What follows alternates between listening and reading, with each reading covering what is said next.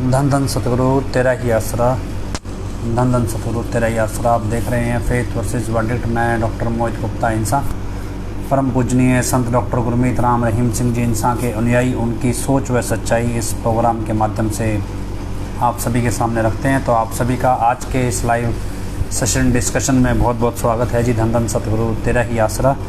तो हमारे पिछले कई दिनों से लगातार चर्चा जारी है और उसी चर्चा में क्या है कि आज कई जानकारियाँ मिली हैं और इसके अलावा कई और चीज़ें ऐसी हैं जो अजीबोगरीब हैं। पर उस सब में कुछ चीज़ें ऐसी हैं जो लोग पूछ रहे हैं कि वहाँ जाना चाहिए नहीं जाना चाहिए। आज मेरे घर पे भी बुलावा भेजा गया है। सिरसा के कुछ लोग आए थे कि भी कल सिरसा ब्लॉक को, सिरसा ज़िला क्या इस इलाके की संगत को बुलाया गया है और क्या बातचीत होनी है क्या नहीं होनी है जो भी है, मतलब वो अपनी ड्यूटी के तहत बताने आए थे। लेकिन इस सब के अलावा बहुत सारे लोग पूछ रहे हैं भी जाना चाहिए, क्योंकि कल बहुत सारे लोगों के कॉल आते हैं भी हम जाएं ना जाएं, बताओ जी क्या करना चाहिए क्या नहीं करना चाहिए। तो हम अपना जो ओपिनियन है वो आपको लगभग दे ही रहे हैं फ़िलहाल। बाकी जो चल रहा है अब इसको बार बार रिपीट करने से ही ऐसा नहीं है अभी आपको समझ नहीं आएगा। जिनको समझ आना है उनको आ चुका है। तो उसमें ये तो डेफिनेटिव है कि हमें अभी किसी भी डायरेक्शन से, किसी भी तरीके से ये भरोसा नहीं हो रहा है कि जो यूपी में हो रहा है वो सब सही है और हमारे हिसाब से वो गलत है। लेकिन अब क्या है कि ज़बरदस्ती कोई बोल रहा है जी जाके माफ़ी मांगो, कोई बोलता है ज़बरदस्ती ले जाएंगे, कोई बोलता है आपको डाल देंगे वहाँ पे आगे कदमों में डाल देंगे, कोई कह रहा है भी अपने आप ही चले जाओ तो अच्छा है, कोई बोल रहा है क्या रखा है सब में। मसला क्या है कि हमें पिताजी ने सच का रास्ता दिखाया और सच के लिए खड़ना सिखाया। हम तो सच के लिए खड़े हैं। उस सच में एक ऐसा झूठ सच के लिबास में हमारे सामने खड़ा हो गया है, लेकिन वो झूठ है हमारे लिए है। उसने लिबास सच का ओढ़ लिया है और उस झूठ के आगे हम झुक नहीं सकते। उसका लिबास देख के लोग आए थे, मेरे पास भी आए आज कुछ लोग, बोले आप चलना चाहिए आपको, कल चलिए। मैंने कहा ठीक है हमारी मर्ज़ी होगी, हम अपने तरीके से जा आएंगे। बड़ी कोशिश की, लेकिन उन्होंने एक चीज़ जो आए थे बुलाने, उन्होंने मतलब वो सोच के ही आए थे कि मैं गलत हूँ। उन्होंने ऐसे ही बोला देखो जी आप माफ़ी मांग लो जाके वहाँ पे, ऐसे कर लो ठीक है जो हो गया वगैरह वगैरह। तो हालांकि उनके पास जो हमारे सवाल के जवाब तो होते नहीं हैं, फिर भी जब हमने सवाल पूछना शुरू किया तो वो उठ के चले गए। पर ये है कि मेरे पास आए तो आपके पास भी आए होंगे और अजीब लगता होगा। कुछ लोगों को लगता है नहीं यार एक बार जाके देख तो आएँ, कुछ तो होगा, एक बार देख तो आएँ भी कितना का असली है कितना का नकली है ये सब कुछ।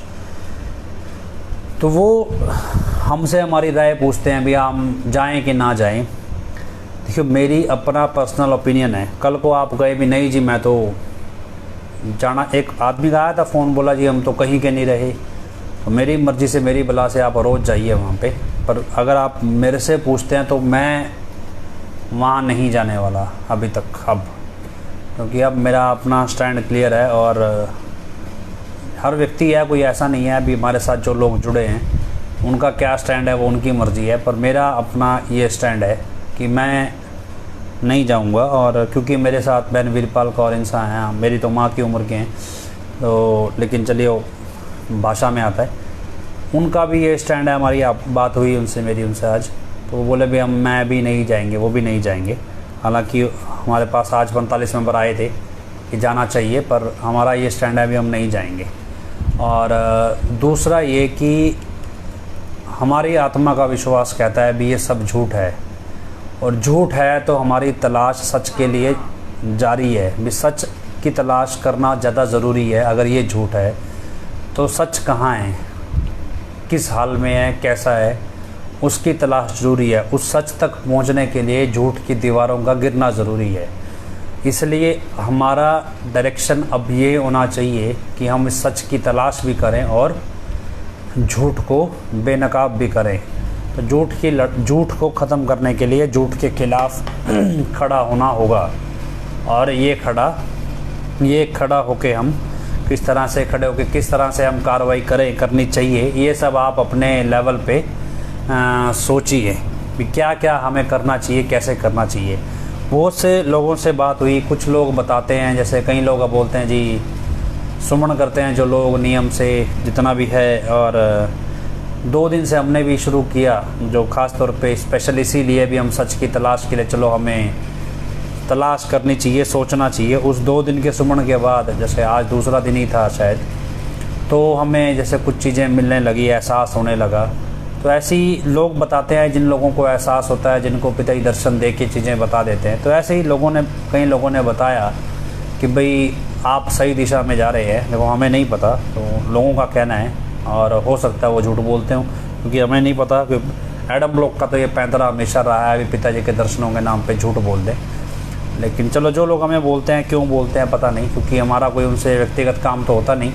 पर उन्होंने ये बोला भी आपकी टीम सही दिशा में जा रही है, ये पिताजी ने हमें दर्शन दे के बताया, और ये भी कहा भी इनका साथ देना चाहिए। तो ये चीज़ मतलब पिताजी ने हमें बताई दर्शन दे के, ये बात कही उन्होंने हमसे। तो कुछ चीज़ें और भी बताई भी, हमें पिताजी ऐसे बोलते हैं भी, ऐसे करो वैसे करो। तो कई बार बहुत से लोगों की राय से पता भी चलता है ऐसी चीज़ें। लेकिन क्या है कि इस डिसीज़न के बाद बहुत सारी चीज़ें अजीबोगरीब हो गई होंगी। क्या है कि मैं जिस इलाके में रहता हूँ, यहाँ पे 99% लोग सत्संगी हैं, और सबके निगाह में हम खटकने लगे हैं। सबको लगता है भी अब तो ज़्यादा अति हो गई। मतलब अजीब ये है कि 45 मेंबर थे जो चोरी करते रहे, ठगी करते रहे, लूट के पैसा कमा गए, करोड़पति हो गए। एडम ब्लॉक यहाँ सिरसा का बच्चा जानता है, हर एक आदमी डर के साए में जीता है, ख़ास तौर पे डेरे के इलाके में। कब किसको मार दें कोई भरोसा नहीं। और इस तरह से मतलब एक तालिबानी दुनिया है ये। अगर आपको कहें ये बात तो कोई अतिशयोक्ति नहीं होगी। तालिबानी का मतलब होता है भी आपको जो आदेश दे दिया गया मानना पड़ेगा, आप उससे इनकार नहीं कर सकते। भी इसे भी तालिबानी दुनिया कहते हैं। और अगर करोगे तो यहाँ से आपको बर्बाद कर दिया जाएगा। तो कुछ इस तरह की दुनिया है ये डेरा के आसपास की। यहाँ पे आपको एडम ब्लॉक की माननी पड़ेगी, नहीं मानेंगे तो आपको बर्बाद कर दिया जाएगा। तो ऐसा ही है। अब लोग, पता है अचानक से क्या हो रहा है, यही जो लोगों को मारते रहे, काटते रहे, लूटते रहे, बर्बाद कर दिए जिन्होंने लोगों को, इन्होंने गुरु खड़ा कर लिया। और वो गुरु कहता है भी ये लोग अच्छे हैं। भी जिन लोगों के घर बर्बाद हुए, सब कुछ बर्बाद कर दिया जिन्होंने, अब ये कह रहे हैं कि अच्छे हैं। जिन 45 मेंबरों को हमने 3 वचन तोड़ते रंगे हाथ पकड़ा, अब कोई आके कहे भी अच्छे हैं, और फिर कहे भी जो ये कह रहा है भी ये गुरु है जी, गुरु कह रहा है अच्छे हैं, तो मतलब अजीब है।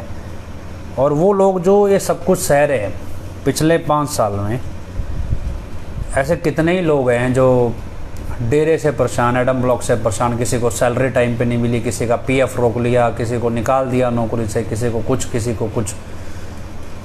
कोई सब दुखी है, हमारे पास ही आए, शोर मचा के इनकी सैलरी दिलाई, सब कुछ दिलाई। आज पता क्या बोलते हैं, बोले ना जी, अगर तुम्हारे गुरु पे इतना विश्वास था फिर हमारे पास क्यों आए थे, और जब आए तो फिर अब अचानक से क्या हो गया। तो क्या नहीं जी, तो पिताजी के खिलाफ चल रहे हैं।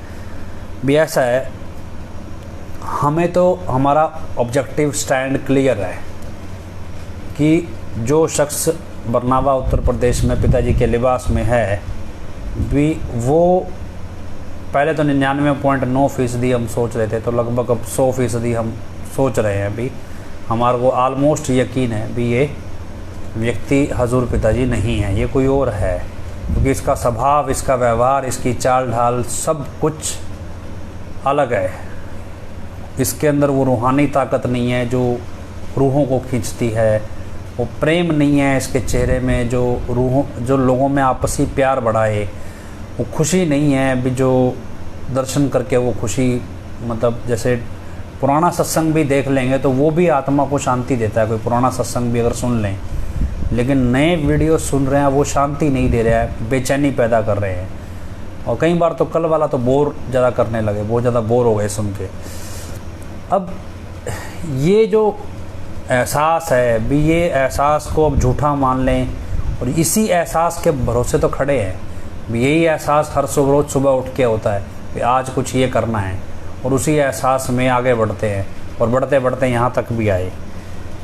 अब ये है कि मुझे लगता है या मेरे साथ के लोगों को लगता है भी हम सही हैं, भी सही दिशा में हैं, भी हमने अपने गुरु को पहचानने में गलती नहीं की। वो बिल्कुल सही अच्छी शिक्षा दे के गया और बहुत सटीक शिक्षा दे के गया, भी कोई उसमें कमी नहीं है।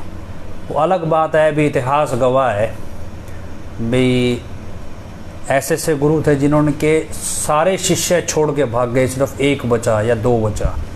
ऐसे भी गुरु हुए हैं, बड़े बड़े महान संत हुए हैं जिनके शिष्य मतलब उन्होंने परीक्षा ली तो सारे भाग गए, एक या दो बचा है। तो मेरा ऑब्जेक्टिव यही है, दिमाग क्लियर है भी। मुझे लगता है भी अगर मैं गलत हूँ तो हम ख़त्म हो जाएंगे, और अगर सही हैं तो फिर हमें चलना चाहिए। लेकिन मेरा अपना मानना है कि मैं ना तो वचनों की काट कर रहा हूँ, ना मैं किसी के मतलब डेरा के पिताजी के बनाए किसी नियम को तोड़ रहा हूँ। मैं जो मुझे मेरे गुरु ने सिखाया मैं वो कर रहा हूँ। और अगर कोई ये सोचता है भी नहीं जी, आज आए बोले जी, मैंने उनको बोला, मैं कहा भी आप बोल रहे हो वहाँ पे चलें और जाके माफ़ी मांगें भी। 10 मुकदमे डाल के 8 तो आज 8वां भी कॉल आ गया आज भी, 8-10 मुकदमे डाल के दबाव बना के आप ये मुझे ज़बरदस्ती यकीन दिलाओ कि भी ये सब कुछ सच है, तो फिर ये तरीका थोड़ी है बातचीत का भी। हमें ठीक है, हमें कार्रवाई मंजूर है, हम पैरवी करेंगे अपने, जो आप हमारे खिलाफ़ जितने भी पर्चे डाल रहे हो हम पैरवी कर लेंगे, लेकिन हम झूठ के सामने घुटने नहीं टेकेंगे। और हमारा ये मानना है भी, इतिहास में जिस तरह से गिने चुने लोग ही गुरु की उस परीक्षा को पार करके पहुंच पाते हैं, तो हमारी भी ये कोशिश है कि हम उन गिने चुने लोगों में आएँ। हम लाखों करोड़ों लोगों की भीड़ में हमें नहीं आना है, हमें सिर्फ उन लोगों में आना है जो हजूर पिताजी के नियम पे चलते हैं और उनकी सोच को आत्मा की आवाज़ से पहचानते हैं, ना कि सामने से आडंबर रच के कोई चीज़ दिखा दी जाए और उसको मान लो भी ये नाटक है, ये सच है। ऐसा नहीं है। तो मेरा ऑब्जेक्टिव पूरा क्लियर है। अगर मैं गलत होऊंगा तो मैं बर्बाद हो जाऊंगा, लेकिन अगर मैं सही होऊंगा तो मैं मंजिल तक पहुंचूंगा। चले हैं तो पहुंचेंगे, बिना चले जो पैसे खर्च के ये सब मिल रहा है, ये ऐसी गुरु की रहमत नहीं चाहिए हमें, इस तरह का ड्रामा। हमें वो गुरु चाहिए जो महसूस होता है हमें, हमारी आत्मा तक को। हमें नहीं चाहिए ये सब कुछ। एक किस्सा सुनाते हैं बड़ा इंटरेस्टिंग, और एक किस्सा अभी इन दिनों का है कि 45 मेंबर सुनने में आया। हालांकि देखो, जो इतना हमारे जानकार लोग हमें बताते हैं कि 45 मेंबर मिल रहे थे अभी ये यूपी वाले बाबा जी से। तो क्या हुआ, अभी उन्होंने बोला भी किस किस 45 मेंबर ने संगत का पैसा खाया, ज़रा बताओ, हाथ खड़े करो या खड़े हो जाओ। तो अब खाने वाले तो सारे ही थे, लेकिन फिर भी जैसे तैसे करके कुछ 3-4 लोग खड़े हो गए, सुना है जो जानकारी मिली है। तो कुछ लोग खड़े हुए भी, हाँ जी हमने खाया जी थोड़ा बहुत। अब सामने से प्रपोजल आया भी, ठीक है तुमने सच बोला, तुम्हारा माफ़ है। अब बाकी देख रहे हैं भी बड़ा सॉफ्ट कॉर्नर है। तो उसके बाद क्या हुआ, सारे 100% लोग ही खड़े हो गए। 100% जितने 45 मेंबर थे सारे खड़े हो गए। हालांकि जानकारी कितनी सटीक है पता नहीं, पर जो जिसने हमें दी है उसका कहना है कि वो वहाँ पे मौजूद था और वो खुद भी 45 मेंबर है। मेरे सारे ही खड़े हो गए। जब सारे खड़े हो गए तो फिर सबको माफ़ी दे दी गई। संगत का 1 रुपया भी कोई खा ले तो पिताजी क्या बोलते हैं भी, पैसा ब्याज समेत दरबार में जमा कराओ, उसके बाद माफ़ी है।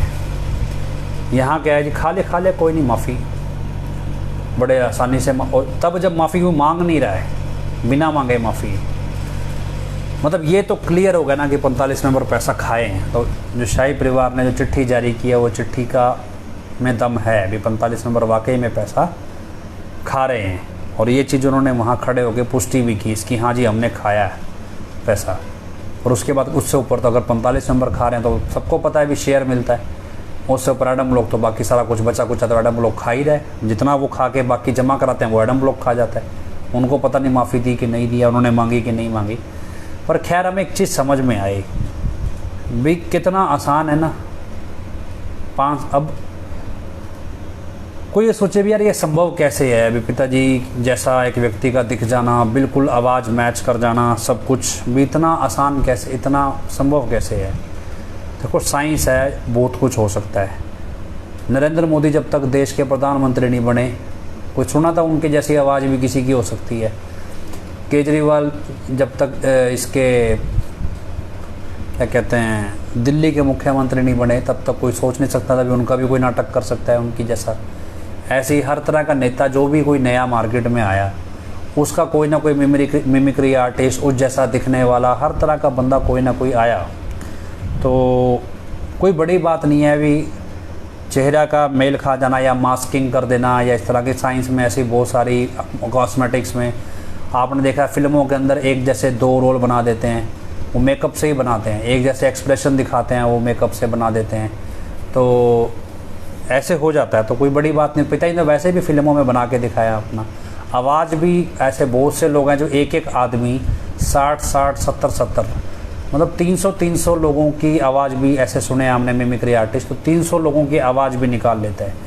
तो कोई बड़ी बात नहीं है अभी ऐसा कोई व्यक्ति हो जो ट्रेंड हो जाए, जो पिताजी की भी आवाज़ निकाल सके। मसला क्या है भी रूहानी शक्ति जो है, जो रूहानियत है वो मिसिंग है। मतलब आप कह रहे हैं भी आपके पास सारा कुछ है, महल है, सब कुछ है, और उसमें रहने वाला ही नहीं है। भी मान लीजिए राष्ट्रपति भवन है, प्रधानमंत्री कार्यालय है, बहुत बड़ा है, सब कुछ है, अगर उसमें प्रधानमंत्री और राष्ट्रपति ही नहीं है तो वो कार्यालय किसका है, वो किस काम का है?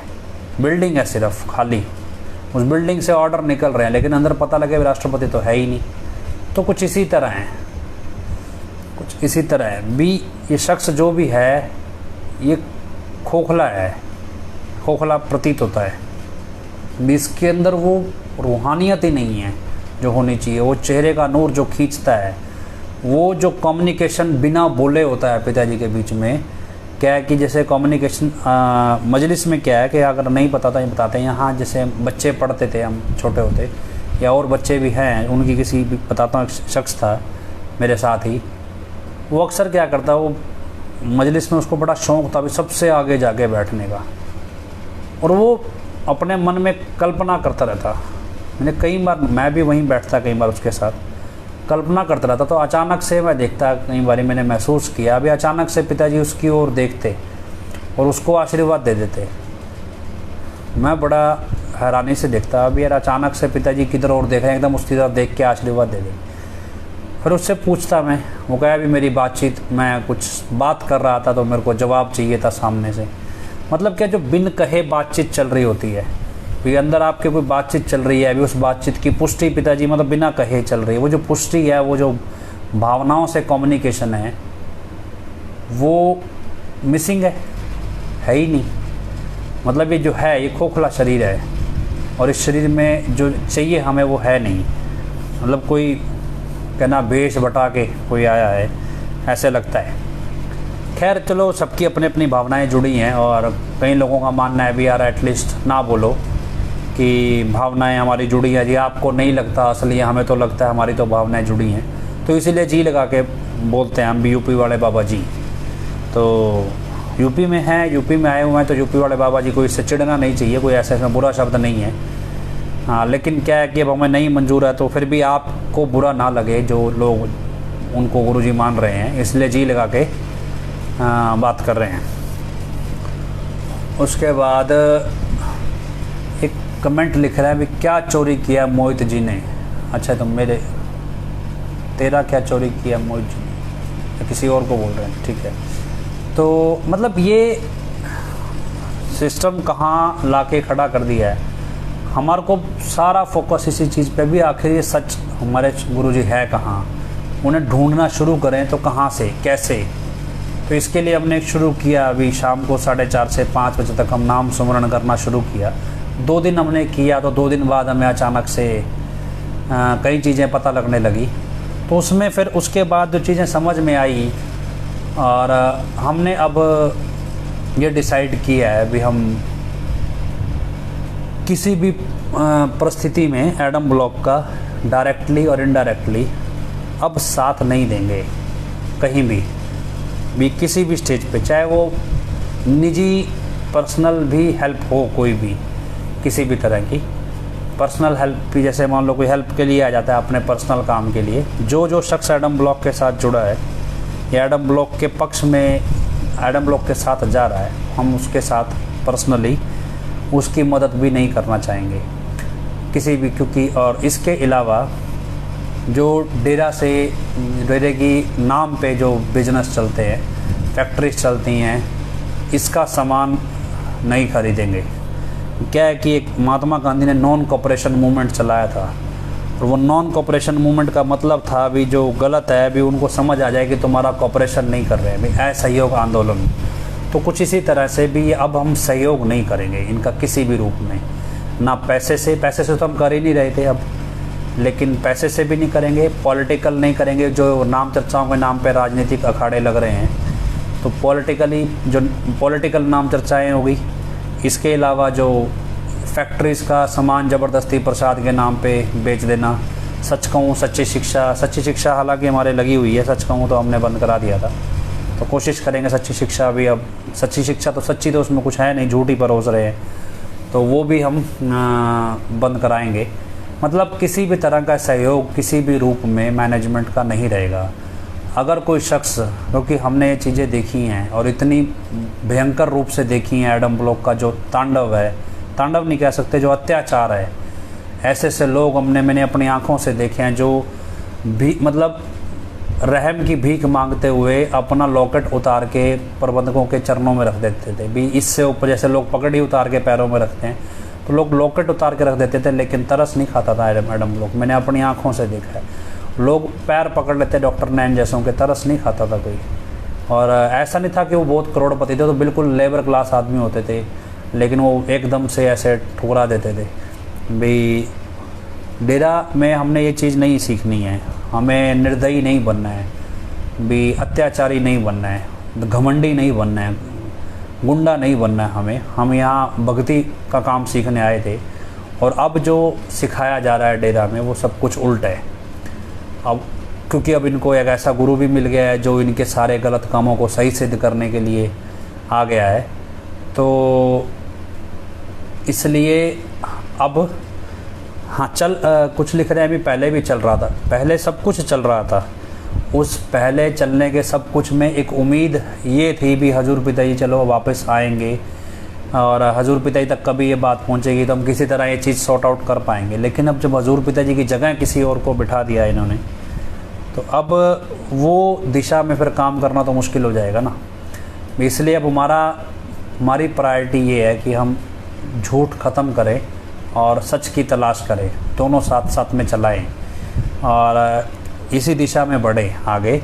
तो मैं लास्ट में दोबारा रिपीट करूं, फिर हम बहन वीरपाल कौर को लाइन पे लेंगे कि एक तो ये कि हम किसी भी रूप में प्रैक्टिकली, डायरेक्टली और इनडायरेक्टली एडमिन ब्लॉक का जो बिज़नेस चलता है, बिज़नेस डेरा से कोई भी बिज़नेस जो प्राइवेट डेरा के ट्रस्ट के नाम पे, डेरा के नाम पे कुछ भी करा रहा है, तो उन सब से सबका हम बहिष्कार करते हैं।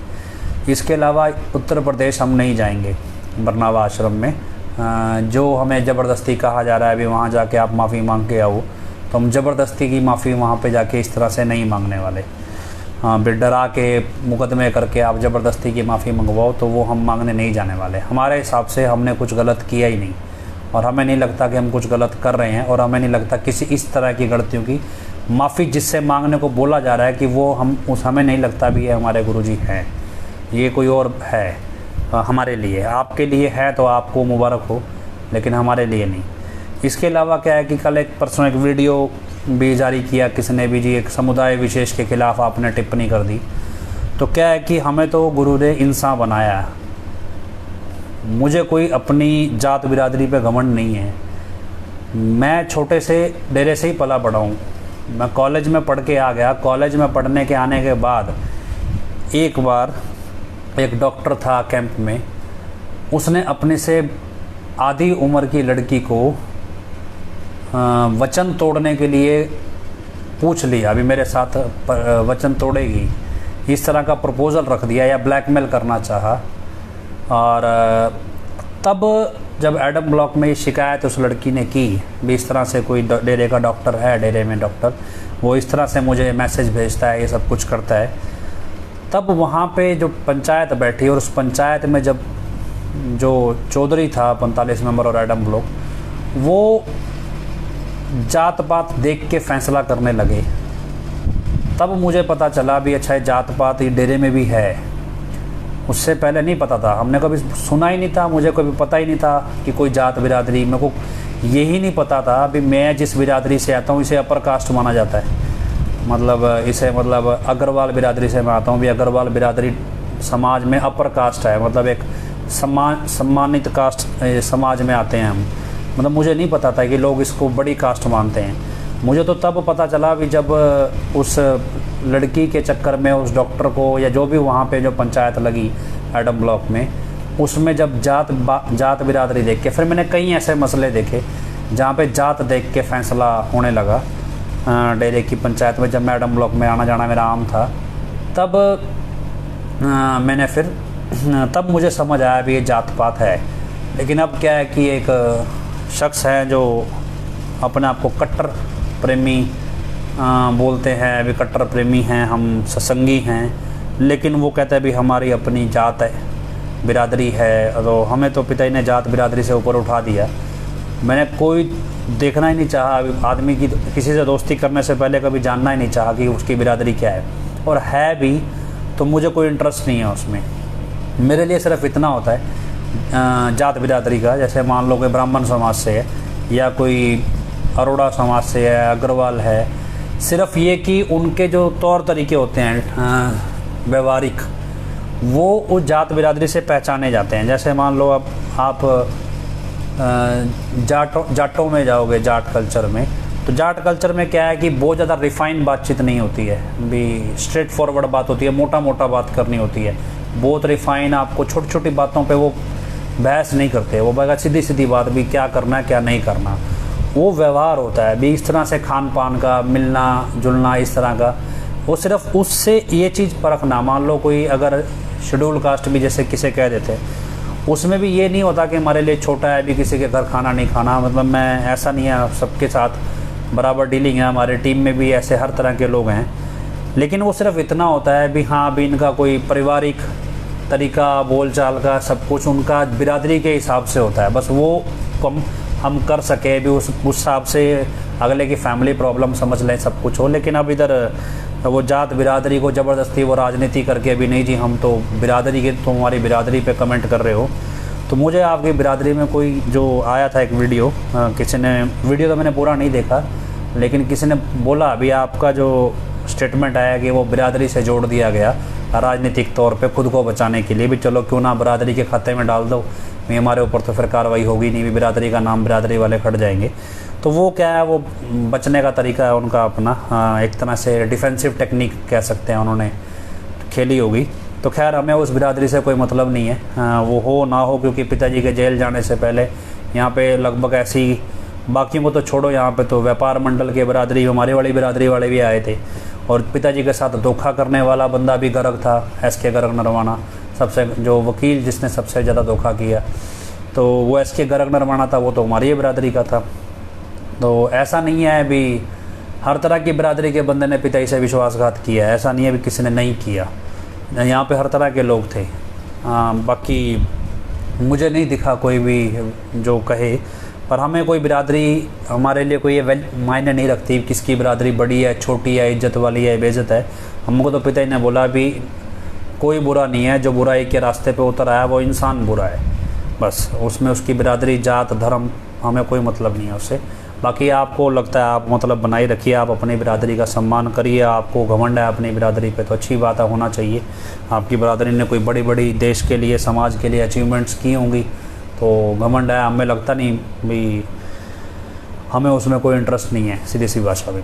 और इसके अलावा और चीज़ें जो जो वहाँ घट रही हैं, तो हमें लगता है कि अब हमारे लिए यूज़लेस है भी बरनावा को लेकर डिस्कशन करना। हमें लगता है कि अब एनर्जी ख़राब करने की बजाय आगे बढ़ना चाहिए, और वर्थ नहीं है उन पे एनर्जी ख़राब करना। जो करना है कर लेना, तो जिसको जो करना है, हमें उससे क्या लेना। हम अपना सोचें, अपना बढ़ें, हमें अपने गुरु तक पहुँचना है और अपने गुरु तक मिलना है, गुरु से जाके। ये भी है क्योंकि बहुत है, कब तक किस किस को सोचते रहे भी नहीं। जिन्होंने जुड़ना होगा साथ, वो जुड़ जाएंगे। जिनको सच की तलाश है, वो अपने आप आ जाएंगे। जिनको झूठ के साथ जीना है, उनको जीने दो भी। क्या फ़र्क पड़ता है किसी के होने ना होने से। और हमसे तो उम्मीद कीजिए मत भी हम आपके कहे के अनुसार चलेंगे या जैसा भी है। तो कॉल लगाने की कोशिश कर रहे हैं हम बहन वीरपाल जी को। उनका कॉल लग जाता है, हम उनसे बात करते हैं। तो खैर, और चलो एक तो सवाल ले लेते हैं किसी के।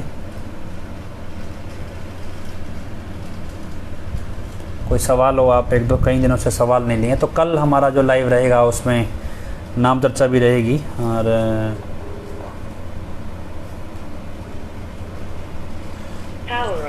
तो बहन वीरपाल कौर हमारे साथ फ़ोन लाइन पे हैं। बाकी जब कल नाम चर्चा हमारी रहेगी, तो नाम चर्चा जुड़ेगी। अब ज़रूरत नहीं है हमें इन पर ज़्यादा एनर्जी ख़राब करने की, हम आगे बढ़ेंगे और जो हमें प्रक्रिया करनी है वो करेंगे जी। तो बहन वीरपाल कौर हमारे साथ है, उनको हम जोड़ लें एक बार। कनेक्टेड। हाँ जी बहन जी।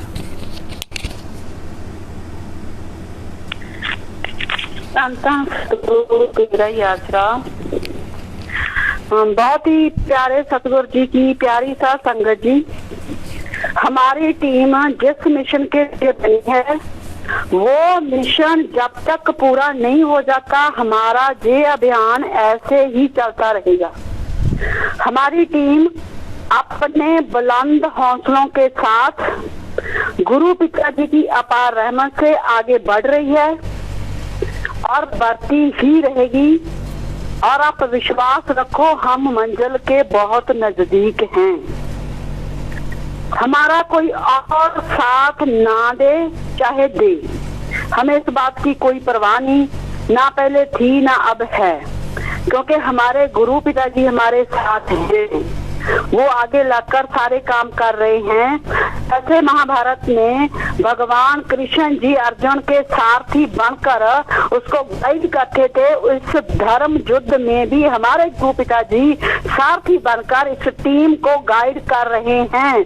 सारी दुनिया एक पासे, मेरा सतगुरु प्यारा एक पासे, सारी दुनिया चाहे विरोध में खड़ी हो जाए, पर हमें कोई फर्क नहीं पड़ता, क्योंकि सतगुरु प्यारे हमारे साथ हैं। हम अपने असली गुरु पिताजी को ढूंढ के रहेंगे, उन तक पहुंच के रहेंगे। यही हमारी मंजिल है। जब तक हमारी मंजिल हमें नहीं मिलेगी, हम पीछे नहीं हटेंगे। भगवान कृष्ण जी ने एक बार अर्जुन को कहा कि जहाँ सत्य व धर्म है, वही ईश्वर है। गुरु पिताजी के भी वचन है, जहाँ सच होता है वहाँ सतगुरु खुद होता है। साथ संगत खुद फैसला करे, क्या हनीप्रीत एडम ब्लॉक 45 25 15 और जो अब मतलब इनका माया यूपी वाला बाबा आके बैठ गया, क्या उसके पास सत्य है? हाँ, गारंटी देते हैं कि आज तक हमारी टीम के किसी भी बंदे ने कोई भी गुरु पिताजी का नियम नहीं तोड़ा। हमने किसी को लूटा नहीं है, किसी से 1 रुपया तक नहीं लिया। जितना कर रहे हैं सिर्फ और सिर्फ अपने सतगुरु के लिए कर रहे हैं, सच के लिए कर रहे हैं, अपने गुरु पिताजी को पाने के लिए कर रहे हैं। इसलिए हमें विश्वास है कि हमारी टीम सत्य पर चल रही है, सच के लिए लड़ रही है। तो गुरु पिताजी हमारे साथ हैं, क्योंकि गुरु पिताजी अपने किए हुए वचनों को कभी तोड़ते नहीं है। नियम उनका है ये। गुरु पिताजी कहते होते थे, बेटा सतगुरु के वचन आपके लिए सुरक्षा कवच हैं। जब तक आप वचनों में रहोगे, आपके ऊपर काल महाकाल की कोई भी नजर नहीं पड़ सकती। आपका काल महाकाल का बाल भी बांका नहीं कर सकता। इसलिए हमें अपने गुरु पिताजी पर गर्व है कि वो हमारे साथ है।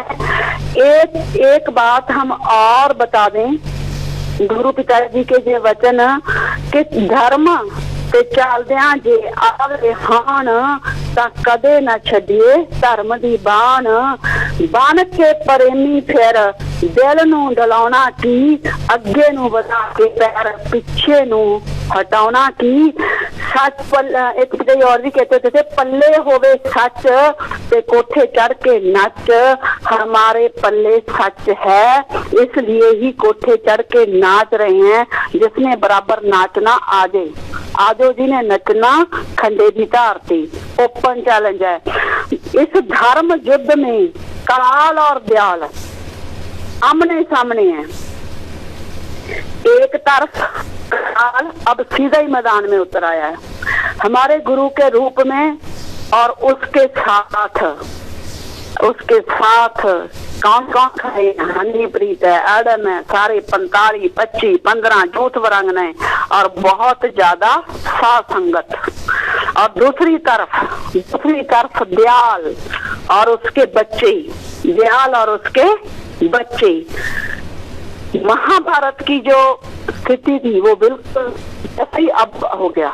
जैसे महाभारत में हम देखते हैं कि एक तरफ तो बुराई का प्रतीक दुर्योधन था, उसका साथ ना चाहते हुए भी भीष्म पितामह को भी देना पड़ा, गुरु कृपाचार्य को भी देना पड़ा, द्रोणाचार्य को भी देना पड़ा। हालांकि उनको पता था कि दुर्योधन गलत है, पर फिर भी उन्होंने साथ दिया बुराई का साथ दिया।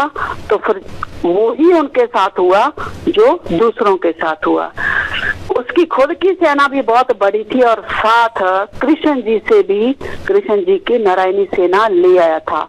मतलब एक तरफ तो इतनी बड़ी विशाल सेना और उसके आगे बड़े बड़े महारथी खड़े थे, और दूसरी तरफ क्या था? सिर्फ 5 पांडव और उनके साथ थे कृष्ण जी महाराज।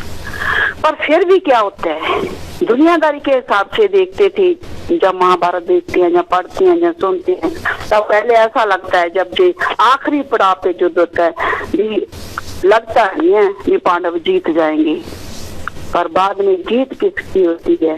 सच की जीत होती है, चाहे वो गिनती में थोड़े हैं। सच को जीतने के लिए कभी गिनती की जरूरत नहीं हुआ करती, क्योंकि जहाँ सत्य है वहाँ ईश्वर है।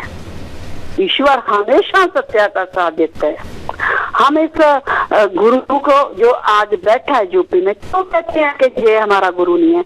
क्योंकि हमारे गुरु ने आज तक हमेशा सच का साथ दिया। पर सारी दुनिया को पता है कि आदम ब्लॉक झूठा है, हनीप्रीत झूठी है, 45, 25, 15 ने लूटा है संगत को, 7 ब्लॉक भंगीदासों ने भी लूटा है, और खुद माफी भी दे रहा है खड़े कर करके। मान रहे हैं ना अब कि हमने पैसा खाया। अगर पैसा खाया तो फिर वापस करो ना। संगत का पैसा खाया है तो वापस क्यों नहीं करवाया? जरा समेत ब्याज वापस करवाओ अगर इतनी हिम्मत है तो। हम कहते थे 45 मेंबर पैसा खा रहे हैं तो कोई विश्वास नहीं कर रहा, अब खड़े होकर माफियां क्यों मांग रहे हो? तो ऐसी पोजीशन दोबारा खड़ी होगी गुरु प्यारी साध संगत जी। एक तरफ खुद काल महाकाल गुरु का रूप धारण करके आया, सबसे बड़ी समस्या जो खड़ी कर दी, और उसके साथ एडम ब्लॉक के बड़े बड़े महारथी हनीप्रीत और जिम्मेवार सारे 45, 25, 15 बंगीदास, नीचे की सभी कमेटियां, 5-6 करोड़ साथ संगत और साथ सरकारें, मतलब झूठी सरकारें भी इस दुनिया की उनके साथ खड़ी हैं। एक तरफ इतना बड़ा मैदान और दूसरी तरफ क्या है? फेथ वर्सेस वर्डिक्ट की टीम, और उनके साथ है उनके गुरु पिताजी, हमारे सतगुरु। अब आखिरी पड़ाव पर युद्ध है जी। देखना ये है कि इतनी बड़ी बुराई सतगुरु कैसे खत्म करेंगे? ये तो सतगुरु जानता है, हमारी टीम में तो हिम्मत नहीं। हम इतने काबिल नहीं है कि इतनी बड़ी बुराई का मुकाबला करें। पर हाँ, गुरु अपने बच्चों के रूप में बैठा है अब, क्योंकि दयाल वचन कर गया, सतगुरु वचन कर गए 17 अगस्त को कि आज के बाद हम नहीं बोलेंगे। जैसे कृष्ण जी ने कहा था कि हम हथियार नहीं उठाएंगे, वैसे ही सेम पोजीशन इधर होगी कि आज के बाद हम नहीं बोलेंगे। हमारे बच्चे बताएंगे हम क्या चाहते हैं। ऐसे सामने दिखाई दे रहा है महाभारत का मैदान, और सामने दिखाई दे रहे हैं अच्छाई और बुराई की दोनों तरफ खड़े लोग। गुरु प्यारी साध संगत जी, जो टाइम चल रहा है ना,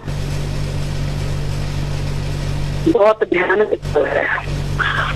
हम पिछले 2 साल से बोलना शुरू किया, और एक बात मैं तो खास करके लगातार बोल रही हूँ, इतिहास गवाह है इस बात का कि जब भी अच्छाई और बुराई का युद्ध हुआ है, सच और झूठ का जब भी युद्ध हुआ है, जब तक बुराई खत्म नहीं होती, सारी बुराई, जब तक सारी बुराई खत्म नहीं होती, तब तक सच की जीत नहीं होती।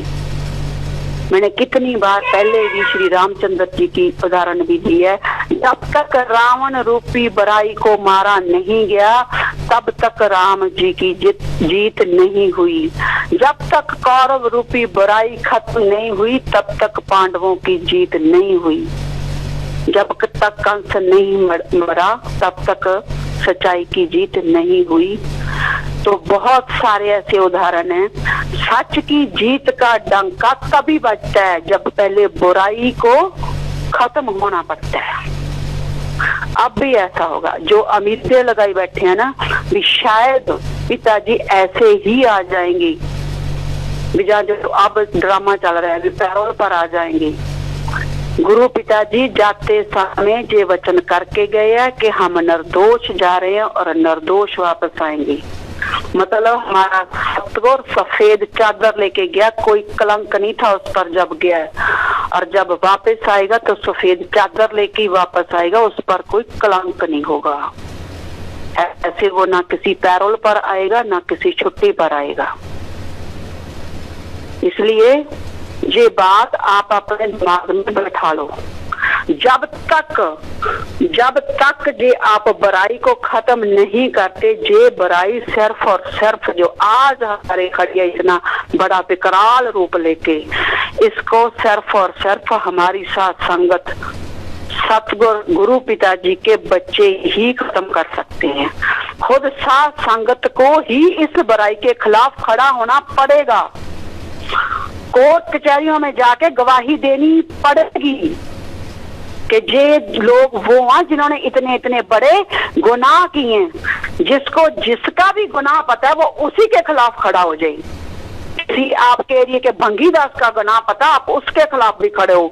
आपके 15, 25, 45, चाहे वो कोई जिम्मेवार समेत आदम चाहे कोई भी है, जिसका गुनाह आपको पता है, अगर आप चुप रहोगे तो चुप रहना भी विष्णु भगवान जी के जो वचन है कि बुराई का साथ देना है।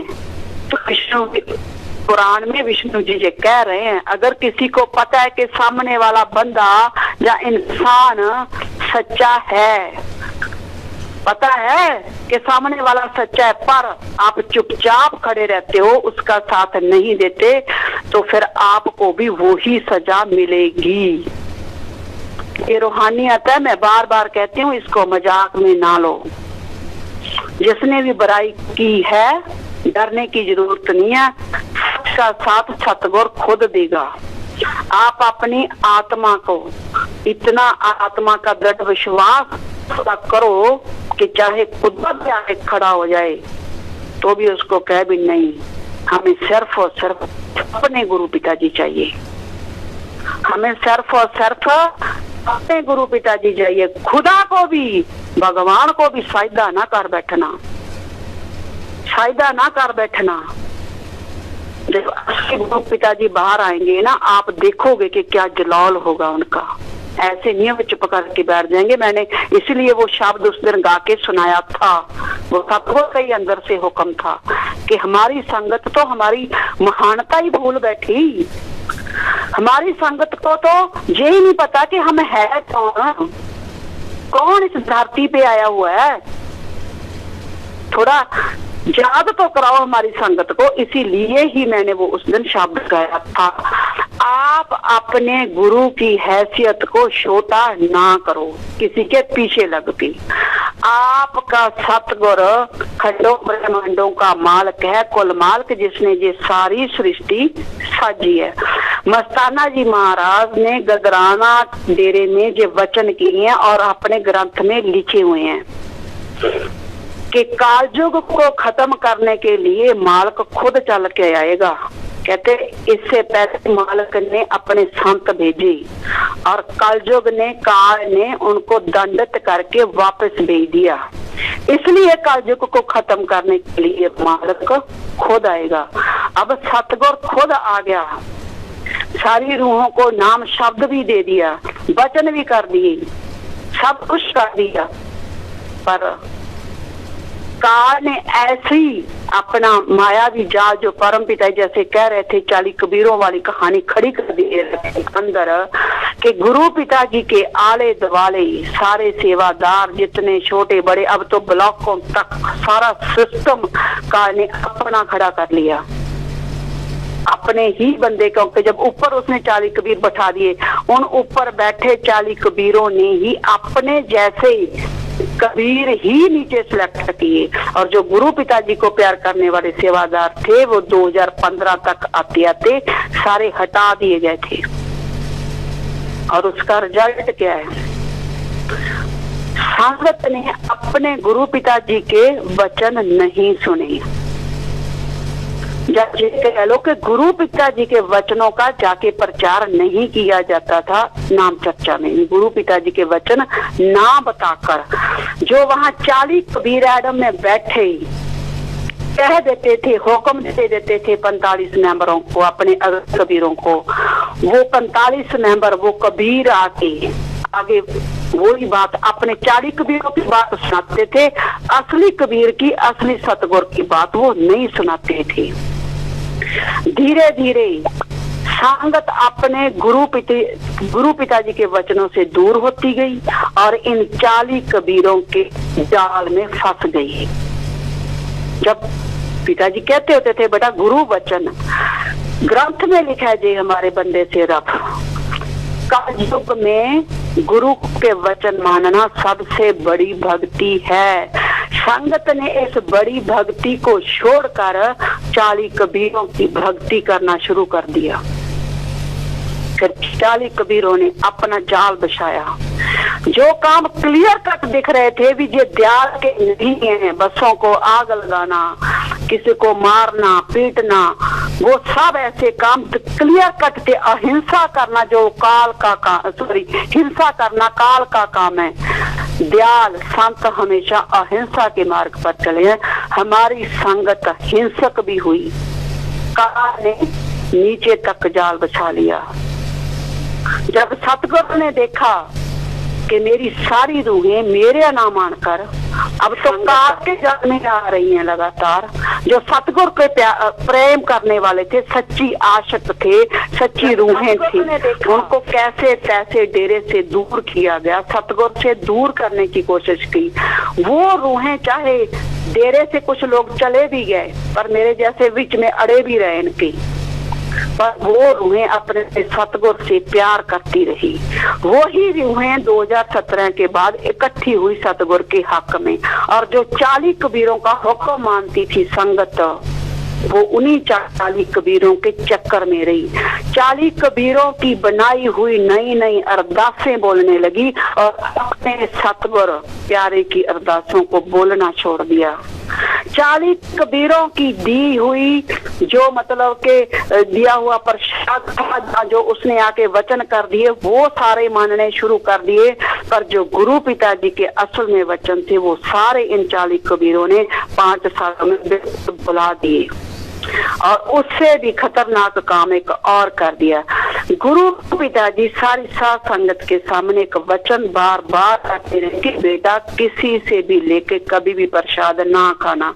एक बहन मेरे को फोन करके कहती वीरपाल भी आप जे कहते हो केमिकल वाला प्रसाद आ जाता का दिया प्रसाद संगत ने खा लिया, इसलिए संगत आज अपने गुरु को पहचान नहीं रही।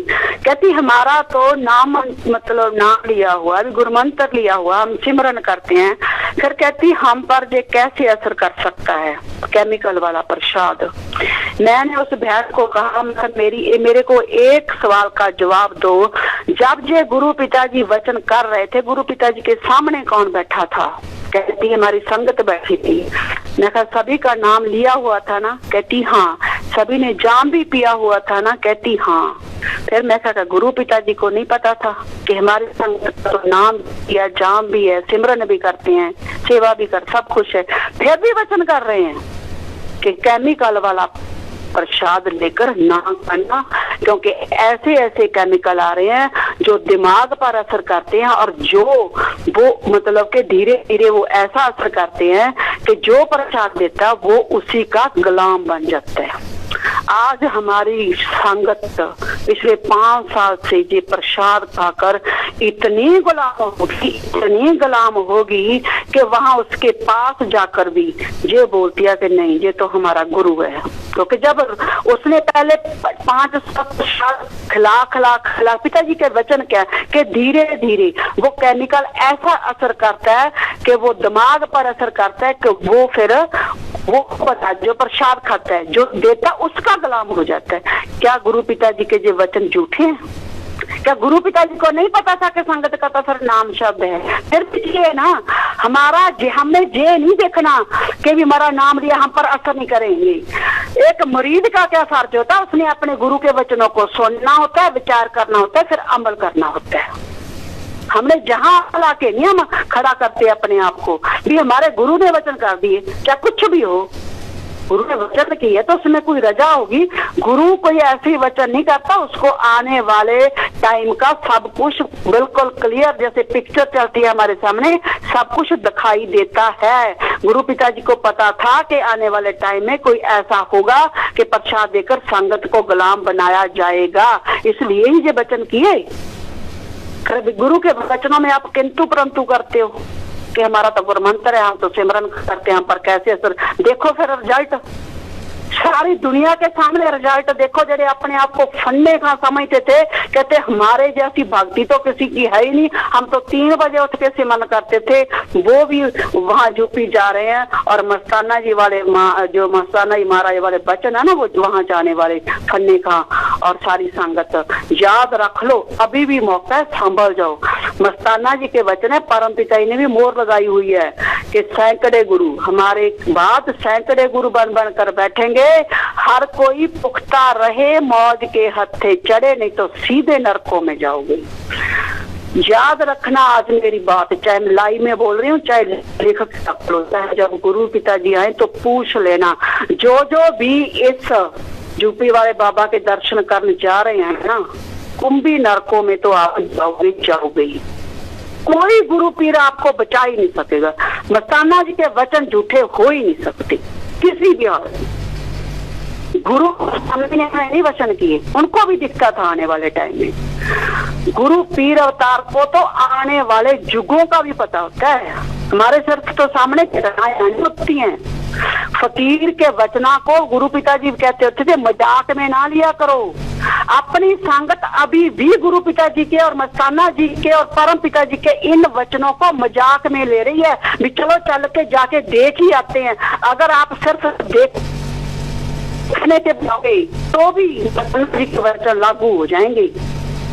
एक बार भी अपने वीडियो देख के भी पिताजी कह दिया तो भी मस्ताना जी के वचन लागू हो जाएंगे। सजदा भी कर दिया घर बैठ के भी वीडियो के सामने तो भी मस्ताना जी के वचन लागू हो जाएंगे। याद रखना आप, अभी भी मौका है। कम से कम कुंभी नरकों से तो बच जाओ। जो लोग नहीं नाम ले लेते हैं, एक बार नहीं दर्शन करते, वो सीधे सचखंड चले जाते हैं। वो एज इट निभा लेते हैं अपनी, कम से कम वो किसी और दर पे तो नहीं जाती, किसी और को सजदा तो नहीं करती। ये सर है अमानत सतगुर की, सतगुर की अमानत सतगुर के लिए रखो ना। फिर अब क्यों मतलब आपके गुरु की शक्ल बनाकर कोई आ गया और आपके गुरु की जैसी आवाज वो निकाल रहा है तो शक्ल आवाज को देखकर ही आप ये कह रहे हो कि वो आपका गुरु है। आपकी आत्मा की कोई सुनवाई नहीं है। आपकी आत्मा चीख चीख के कह रही है कि ये मेरा गुरु क्यों नहीं है? जो परम पिताजी हजूर पिताजी को समझा रहे हैं, तो वहाँ परम पिताजी क्या कह रहे हैं कि जब घोर भयानक समय आएगा तो हजूर पिता ने पूछे फिर बचेंगे कौन? कब परम पिताजी कह रहे हैं जिनकी आत्मा का दृढ़ विश्वास होगा।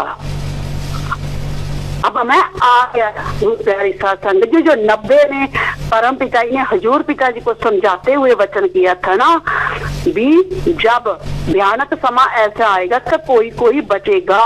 तो जब हजूर पिता ने पूछा कि फिर बचेगा कौन ऐसे भयानक समय में, उन्होंने कहा कि बड़े बड़े जो हैं वो भी हो जाएंगे। तो कब परम पिताजी के जो वचन हुए थे भी आत्मा का दृढ़ विश्वास। अब देखो आपके सामने खड़ा हो गया का नहीं ये सवाल।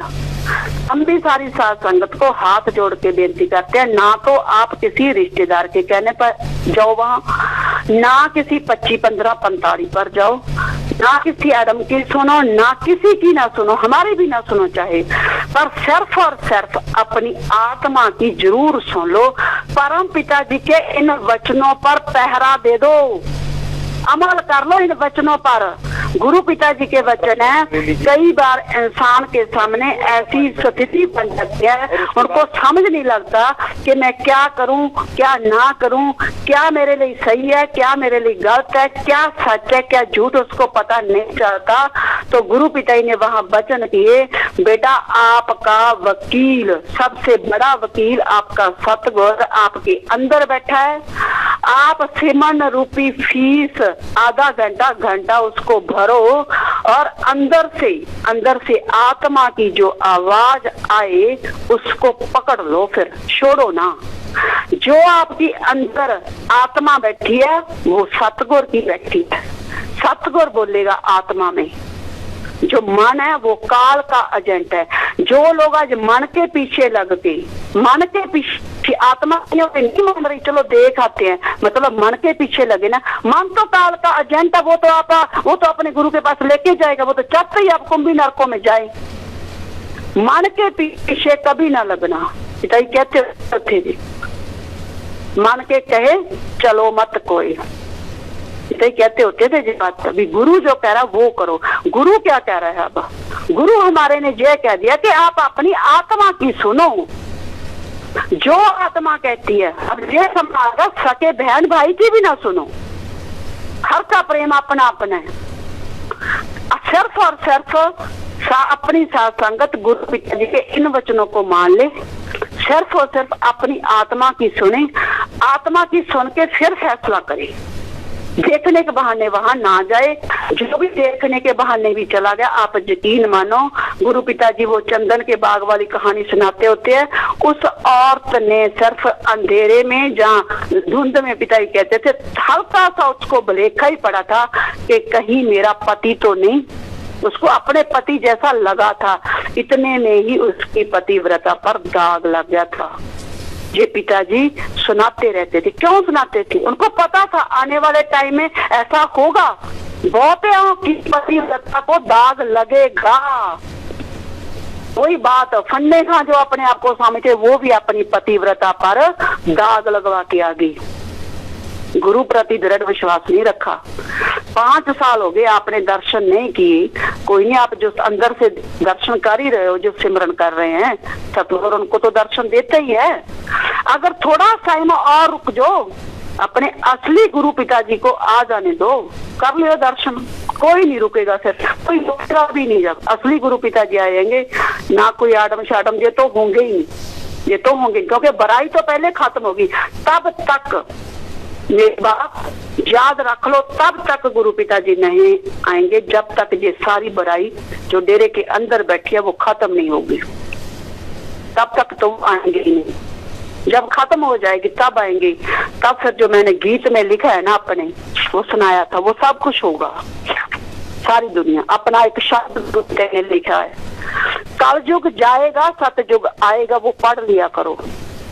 कलयुग ने तो जाना ही जाना है, ये जो कलयुग का रूप धारण करके आया ना, ये जाएगा ही जाएगा। गुरु पिताजी के वचन है, मैं आऊं के तू आऊं, तू आऊं के मैं आऊं, मर गए गद्दी पर आने जाने वाली। फकीर ने ऐसे नहीं वचन किया, उनको पता था कि आएंगे जाएंगे, पहले वचन पर जे कर दिया, इसलिए मर जाएंगे, मरेंगे, पहले वचन कर दिया गुरु पिता जी ने, इसलिए हम टेंशन फ्री हैं। जो भी गद्दी पे आ गया वो जाएगा भी, और पहले वचन भी पूरे हो जाएंगे गुरु पिताजी की। आज तक ना तो मस्ताना जी चाहे गुरु पिताजी वचन कर गए, चाहे परम पिताजी कर गए, चाहे हजूर पिताजी, ऐसा हुआ नहीं है कि उनके वचन पूरे ना हो, इसलिए हम नहीं है। जब हजूर पिताजी ने जो शब्द बोला था ना कि बल्ले बल्ले होगी प्रेमियां दी बल्ले बल्ले, प्रेमियां ने लुट लिया रब नूं ते काल नूं कर लिया जुत्ती थले। जब ये शब्द सुनती थी ना गुरु पिताजी से, मेरे को एक बात की बहुत ज्यादा वो हैरानी होती रहती, मैं सोचती रहती, क्योंकि पिताजी के चाहे वचन हो चाहे शब्द, मेरे को जिस बात की समझ ना लगती ना भी आने वाले टाइम में कैसा होगा जहाँ का, वो उस पर मैं सोचती बहुत ज्यादा थी। मैं बार बार सोचती कि पिताजी ने इतने बड़े वचन कर दिए कि प्रेमियों ने रब को लूट लिया और काल को जुत्ती के नीचे कर दिया। कि मैं सोचती हूँ पिताजी काल का तो कोई रूप ही नहीं है, ये तो सारी सृष्टि काल महाकाल की है, जो बुराई करते हैं वो काल के नुमाइंदे हैं। बस गुरु पिताजी जी हमें समझाते होते जो प्रवृत्ति के लोग हैं, मन के पीछे चलते हैं, बुराई करते हैं, अहिंसा करते हैं, वो सारे काल के नुमाइंदे हैं। जो अच्छे काम करते हैं, आत्मा की सुनते हैं, भलाई करते हैं, राम का नाम जपते हैं, वो मतलब के दयाल के नुमाइंदे होते हैं। तो पिताजी काल का तो कोई रूप ही नहीं होता, फिर काल को प्रेमी जुत्ती के नीचे कैसे कर देंगे? चलो सतगुरु अपनी जुत्ती के नीचे कर ले, उसलिए तो कोई बड़ी बात नहीं, क्योंकि उसने तो इसको पैदा किया है ना, सतगुरु ने ही बनाया काल महाकाल को, उसके लिए तो जो उसका बच्चा है ना, उसके सामने गुरु के सामने है कुछ नहीं जी, है बच्चा जी। पर मैंने पिताजी आपने तो कमाल कर दिया, आपने इतने बड़े वचन कर दिए कि जुत्ती के थल्ले कौन करेगा, प्रेमी करेंगे। मैं कभी होगा कैसे? पर जब 17 तारीख को मैंने पहली वीडियो देखी ना, शरीर एकदम पहले तो मतलब कि शरीर से जान निकल गई, टांगे जवाब देगी, इतनी ज्यादा आंखों के आगे अंधेरा आ गया, ये क्या हो गया। पर बाद में समझ लगा खेल, मेरे को जवाब मिल गया जो मैं सोचती रहती थी। अच्छा, इसीलिए वचन किए थे, काल महाकाल को खुद ही भेज दिया अपना रूप बना के, अब आएगा जो जुत्ती के नीचे। अब गुरु के पिताजी के वचन पूरे होंगे, हमारे गुरु पिताजी वचन करके चाहे भजन में करके पूरे होंगे। कैसे पूरे होंगे वो जानता है, पर हमें विश्वास है कि पूरे होंगे। काल महाकाल जुत्ती के नीचे आएगा एक दिन, जितना हमारी जरूरत है। संत वचन पाटे नहीं पाट जाए ब्रह्मांड। इसलिए गुरु पिताजी की प्यारी साथ संगत जी, अपने गुरु पिताजी पर दृढ़ विश्वास रखो, उसको इतना छोटा ना समझो कि वो बुराई के साथ खड़ा हो जाएगा, मतलब ही नहीं है। अगर एक सच्चा संत, वो भी कुल मालक मस्ताना जी वचन करके खुद चल कर आएंगे।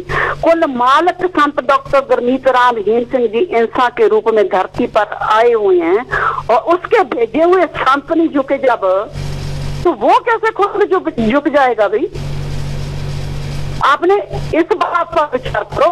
बहुत सारी साथ संगत गुरु पिताजी पर शक कर रही है कि पिताजी तो एडम के ही हो गई, हनीप्रीत के ही हो गई, 45, 25, 15 के जो संगत को लूटते रहे, जो बुराई करते रहे, जिसने संगत मरवाती, हर तरह की बुराई जिसने की, पिताजी तो उसके साथ खड़े हो गए। मेरी हाथ जोड़ के बेनती है, प्लीज अपने गुरु पर शक ना करो, ये पाप ना कमाओ, ये पाप है, महापाप है।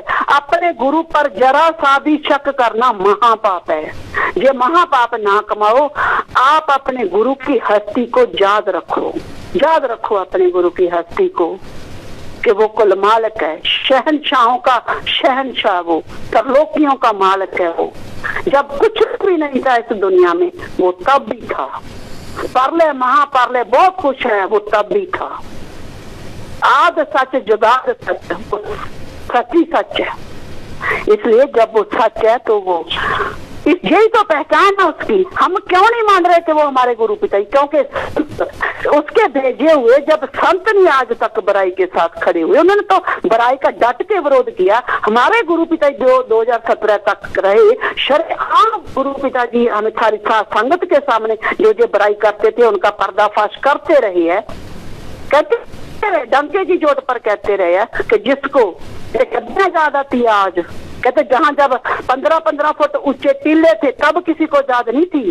जब कहते हमने 22-22 घंटे जहाँ काम करके 7 घंटे काम करके कहते अब बाग बहारे लगा दी, तो अब कहते गद्दियां याद आ रही है उनको। क्या गद्दियां वाले सारे चुप कैसे कर गए? ये तो नहीं हो सकता, ये नहीं हो सकता। वो गद्दियां वाले चुप नहीं हुए, वो विरोधी क्यों चुप कर गए? सोचो विचारो प्यारी साध संगत जी, ये रूहानियत का इतना को खेल खिलौना या मजाक ना समझो। हाथ जोड़ के बेनती है, जो पहले आपने कभी पिताजी के वचन नहीं सुने, जब भी आपको टाइम मिलता या काम धंधा करते, जब भी गुरु पिताजी के यूट्यूब पर बहुत सत्संग पहले वाले पड़े हैं, आप वो सत्संग सुनो, उन वचनों को पकड़ो और उन पर ही अमल करो, क्योंकि वो ही शांत है, वो ही कुल मालिक है।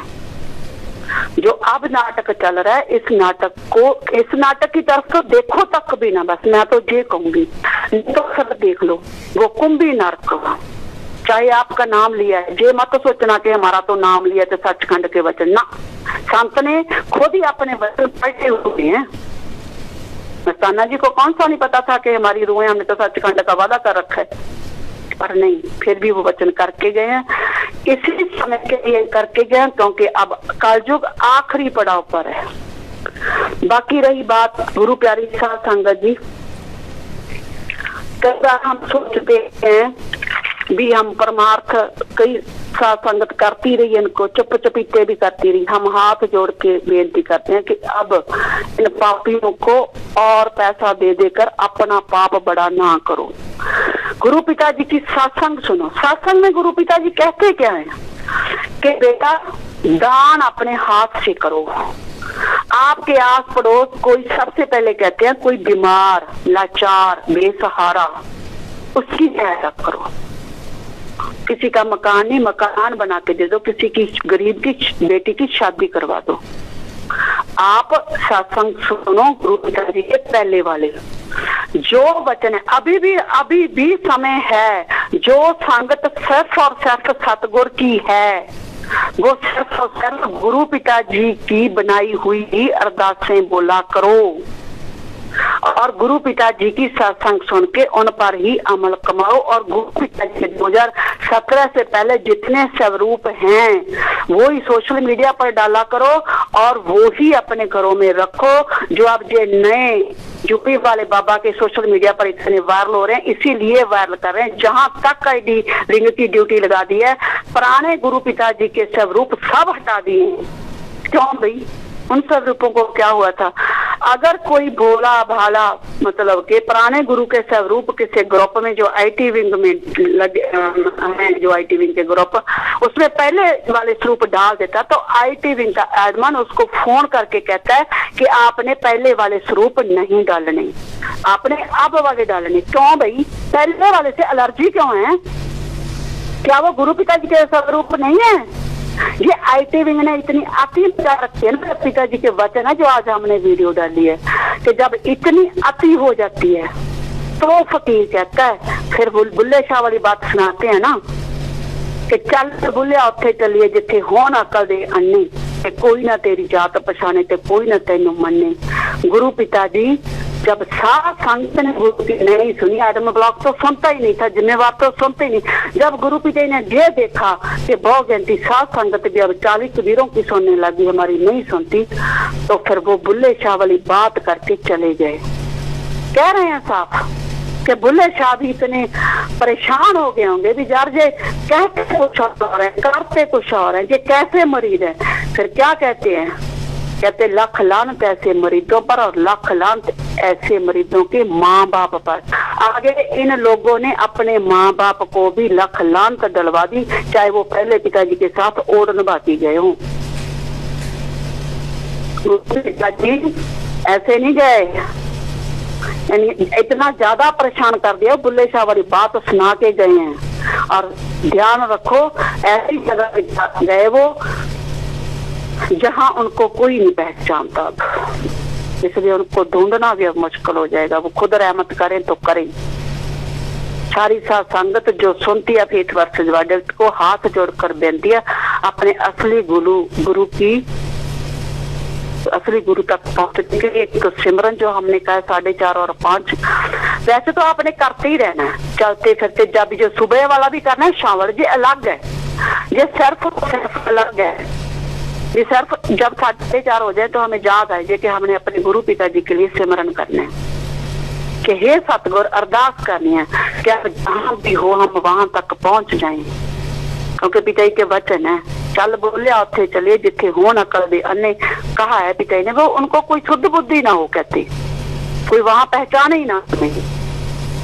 तो ऐसी जगह अगर चले गए हैं तो एक बार गुरु पिताजी ने ये भी वचन किए थे, कहते कई कहते हैं कि मस्ताना जी बहुत ज्यादा दर्शन देते थे, फिर परम पिताजी भी कुछ टाइम निकालते थे, हमारे लिए कहते ये शिकायत आती है कि ये टाइम नहीं निकालती, तब पिताजी ने वचन किए थे, कहते ये सतगुर की मर्जी है दर्शन दे या ना दे, अगर वो नहीं चाहता दर्शन देना, अगर उसकी मर्जी नहीं है तो वो जाके जंगलों में बैठ जाए, ये भी वचन है। अगर ये वचन किए है ना तो वो भी उनको कुछ दिखाई देता होगा, वो जंगलों में ही जाके बैठ गया, पता नहीं सरकार ने उनको रखा कहाँ है, गए तो वो अपनी मर्जी से, ऐसी बात नहीं है, इसलिए अपनी जगह पे ये माया भी भेज दिया। इसको इतना नहीं, काल की इतनी हिम्मत नहीं है।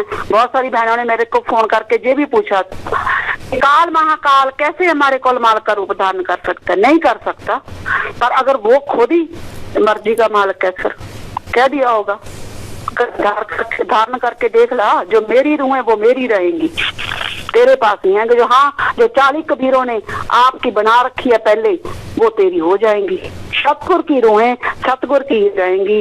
बाकी गुरु प्यारी साध संगत जी, लास्ट में एक कुछ पहलवान थे, वो बोल रहे थे कल लाइव होके कि वीरपाल एक औरत है और वो औरत बन के रही, तो मैं उनको जो बता देना चाहती हूँ, जो मेरा बात उन पर पहुंचा देना कि वीरपाल का शरीर एक औरत का जरूर है, पर वीरपाल की अनख, गैरत, हिम्मत और हौसला आदमियों से कहीं बढ़कर है। ये मेरे गुरु पिताजी की रहमत है, मेरे गुरु पिताजी का जो दिया हुआ है। 2007 में जब 14-15 की घटना हुई है ना, किसी की हिम्मत है जो बड़े बड़े नन्हे खा फन्ने खा बनते हैं, बताओ जहाँ किसने आके माइक पकड़ा था? और वीरपाल की इतनी हिम्मत रही गुरु पिताजी की रहमत से कि खड़े होके भरे बाजार में चौक में खड़े होके जो बोल दिया था, कहते मैंने जहां तक बोल दिया था कि हमारे गुरु पिताजी की ड्रेस पर क्वेश्चन मार्क किया जा रहा है। एक आदमी जब मर्जी का मालिक है तो फिर हमारे गुरु तो भगवान है, वो भी तो फिर मर्जी के मालिक है, जो उसका दिल करेगा वो पहनेगा। वहां तक कह दिया था कि जो इस ड्रेस पर एतराज करते हैं, एक दिन याद रखना, यही ड्रेस पहन के घोड़े पे चढ़ के मेरा सतगुर अमृतसर सत्संग करेगा। इतनी बड़ी बात 6-7 करोड़ में कोई बोल के दिखाता, ये गुरु पिताजी ने अपनी बच्ची से बुलवाई। हिम्मत थी किसी की ये बात बोलने की। बहुत सारे लोग बाद में मुझे कहते भी रहे, आपको मार देंगे, ये कर देंगे, वो कर देंगे, बथेरे दादू वाल वर्गे पीछे गाड़ियां लगाते रहे, गाड़ियां भर भर के पीछे लगती, पर मुझे मेरे सतगुर पर दृढ़ विश्वास था कि किसी की हिम्मत नहीं है कि गुरु पिताजी के बच्ची की तरफ आंख उठा के भी देख ले। उसके बाद मैं उनको और एक घटना सुनाना चाहती हूँ। एक बार ट्रेन में एक निहंग सिंह था, पूरी की पूरी ट्रेन बठिंडा से चली थी और सत्संगियों के भरी हुई थी, और ज्यादा 70% आदमी थे उसमें, आदमी 30% औरतें थी। और वहां खड़ा होके गुरु पिताजी को वो गलत बोलने लगा कि सबसे बड़ा बाबा मुझे बताओ कहाँ है, मैं उसका ये करूं वो करूं। मेरे देखते देखते सारी संगत ने अपने लॉक्ड अंदर कर लिए थे। मेरे को उसकी बातों का इतना ज्यादा गुस्सा नहीं आया था, जब संगत ने देखते देखते इवन के आदमियों ने, मर्दों ने भी जब अंदर कर लिए, तो मैं खड़ी होगी थी उसके सामने, खड़ी होगी थी उसने हिंग संघ के सामने, और ये बोल दिया था भी आप मेरे गुरु से बाद में निपट लेना, ये खड़ी हूँ मैं, ये मेरा लॉक निशानी है कि मैं उस गुरु की हूँ, उस गुरु की बेटी हूँ मैं। आप पहले मेरे जब मैंने आंखें निकाल कर चैलेंज किया ना, वो गाड़ी में पता नहीं किस डिब्बे में चला गया, तब स्टेशन आ गया। इतना बोली मैं, और सारे डब्बों में मैं जाकर चैलेंज किया उसको कि अगर मर्द का बच्चा है, नारे उसकी तलवार पहनी हुई थी, अगर मर्द का बच्चा है तो नीचे आ, सतगुर की इस बच्ची का मुकाबला कर, ते नहीं तो जे चक चूड़ियां और पहन ली। ते मैंने जे सारी बात है जनवरी 2009 की, और मैंने ये सारी बात गुरु पिताजी को बताई थी, और सारे प्रबंधक, सारे एडम ब्लॉक वाले वहां खड़े थे, और गुरु पिताजी इतने ज्यादा खुश हुए थे। गुरु पिताजी ने ये वचन कर दिए थे, बेटा जो बोलते हैं ना, जो गलत बोल रहे हैं, वो अपनी मौत अपने आप मर जाएंगे। किसी की हिम्मत नहीं हुई थी, लॉक के अंदर कर लिए थे, ये इस बच्ची की हिम्मत हुई सतगुर की, क्योंकि सतगुर खुद बैठते हैं सर, ऐसी बात नहीं। अगर आज हम बोलते हैं तो सतगुर खुद अंदर बैठते हैं, ऐसे हम वो नहीं है। इसके बाद भी एक घटना सुनाती हूँ आपको मैं। आप कहते हो ना कि वीरपाल आर्त बन के रहे, सर डेरा सच्चा सदों के मर्दों ने चूड़ियां पहनी, इसीलिए एक औरत को मर्द बनना पड़ रहा है ना। जब सतगुर के लिए कोई बार ना निकला, तब फिर वीरपाल निकली ना, पिछले 5 साल से निकली हुई है। जब 2007 में सारे बठिंडे के जिम्मेवार जहां से भाग गए, एक शहीद की नाम चर्चा सतगुर की इस बेटी ने की थी। 5000 की पुलिस के बीच सतगुर ने अपनी बेटी निकाल के ले गए थे। सतगुर किसी ने साथ नहीं दिया था, किसी भी मर्द ने साथ नहीं दिया। एक भी मर्द उस नाम चर्चा में, शहीद की नाम चर्चा, एक भी मर्द पहुंचा नहीं था। 15-20 बहनों को साथ लेकर उस शहीद की नाम चर्चा की थी। तब उसके बाद जब मैंने हमारा बठिंडा ब्लॉक बुलाया, शेड के नीचे माइक पे खड़े होके बोल दिया था मोहनलाल वर्गों को, सभी को भी, संगत को बठिंडा में पुलिस पकड़ रही है, आप 500-700 बंदा इकट्ठा एक दिन अरेस्ट हो जाओ और पुलिस अगले दिन छोड़ देगी। तो सभी ने जवाब दिया, वो कहता हम नहीं अरेस्ट होते, वो कहता। तो माइक में खड़ा होके सतगुर की इस बच्ची ने बोल दिया था, सारे बैठे थे प्रबंध का, जगजीत वर्गे सब, चाहे गुरचरण वर्गे, जूथ वर्ग, किसी से मर्जी पूछ लेना, पूरा बठिंडा गवाह है। माइक में खड़े होके जो ऐलान कर दिया था, अगर भाइयों ने गिरफ्तारी नहीं देनी तो मैं आगे लगती हूँ, बहनें गिरफ्तारी देंगी, अगर भाइयों ने गिरफ्तारी नहीं देनी मैं आगे लगकर चाह रही हूँ, जेल लो चूड़ियां और पहन लो सारे। ये बात शरेआम चैलेंज कर दिया था मोहनलाल वर्गों को। आप क्या समझते हो कि वीरपाल औरत बन के रही? मेरे गुरु ने जब मेरे अंदर एक मर्द से कई गुना ज्यादा शक्ति भरिया, तो मैं क्यों बन के रहूं? एक घटना और छोटी सी सुना देती हूँ। 30 मार्च 2017 तेरावास की मीटिंग, बैठा होगा तुम भी उसमें, 10 साल हो गए थे गुरु पिताजी पंजाब में नहीं आए थे। किसी मर्द की हिम्मत नहीं हो गुरु पिताजी के सामने खड़ा होके ये कह दे कि पिताजी आप सत्संग करो, देखते हैं कौन रोकेगा पंजाब में आपको आने से। तो सतगुर की ये बच्ची खड़ी होगी 2-3 लाख के सेवादारों में, और सतगुर ये कह दिया कि हे सतगुर, जब गुरु गोविंद सिंह जी आनंदपुर साहब के किले में थे तो 40 सिंह उनको छोड़ के चले गए थे। जब वो घर में गए तो माई भागो को जब पता चला कि ये तो मतलब अपने गुरु को छोड़ के आई, तो उसने लख लांत डाली और अपनी चूड़ियां उनको दे के वो खुद पगड़ी बांध के निकल पड़ी गुरु के लिए। मैं कहा गुरु पिताजी 10 साल हो गया आप पंजाब में नहीं आए, कोई आपका सत्संग नहीं ले रहा, आपकी जो बेटी खड़ी है, हम बहनें सत्संग मांगती हैं, आप पंजाब में सत्संग करो, आप पंजाब में सत्संग करो।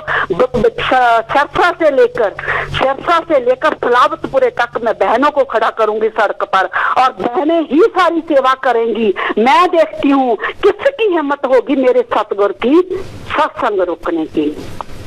जी ये कहा था सतगुर की बेटी ने। आपकी हिम्मत थी ये बात कहने की? पंजाब के सभी मर्दों ने चूड़ियां पहनी ना, जिम्मेवारों तक नहीं कही ना ये बात। गुरु पिताजी कहते रहे कि हमने पंजाब में सत्संग किया, तो भी नहीं मानी।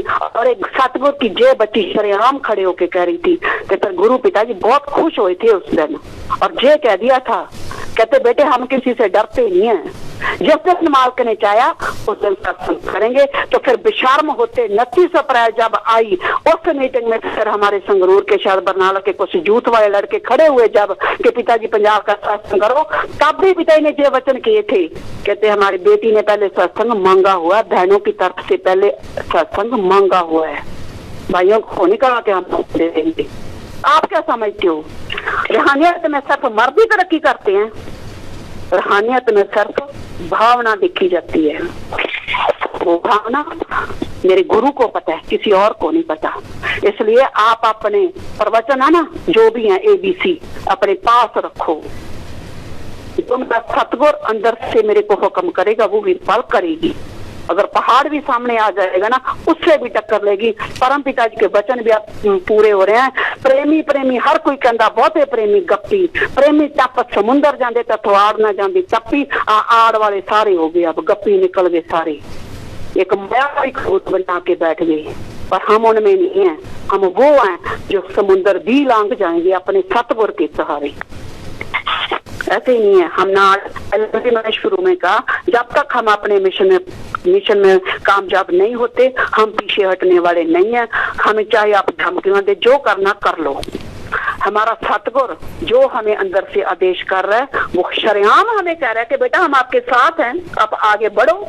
इसलिए हम आगे बढ़ रहे हैं, इसलिए हमें इसकी परवाह नहीं है। धन धन सतगुरु तेरा ही आसरा। जी, धन धन सतगुरु तेरा ही आसरा। तो आखिरी में अरदास बोल लेते हैं। तो हम हजूर महाराज जी के चरणों में प्रार्थना करते हैं कि हमारी प्रार्थना उनके चरणों तक पहुँचे और वो जल्दी हमारे बीच में आएँ। तो ये प्रार्थना के साथ हजूर पिता के चरणों में नारा लगाते हैं, धन धन सतगुरु तेरा ही आसरा, धन धन सतगुरु तेरा ही आसरा। आखिरी में अरदास बोलें, धन धन सतगुरु तेरा ही आसरा। हे मालिक, तुझे लाज है, अब बहुत हो गया, तू दया में रहमत कर। तेरे प्यार मोहब्बत की राह में हमें कोई दुख तकलीफ़ ना आए। तो ऐसी रहमत बख्श, वह सबको सुमति दे।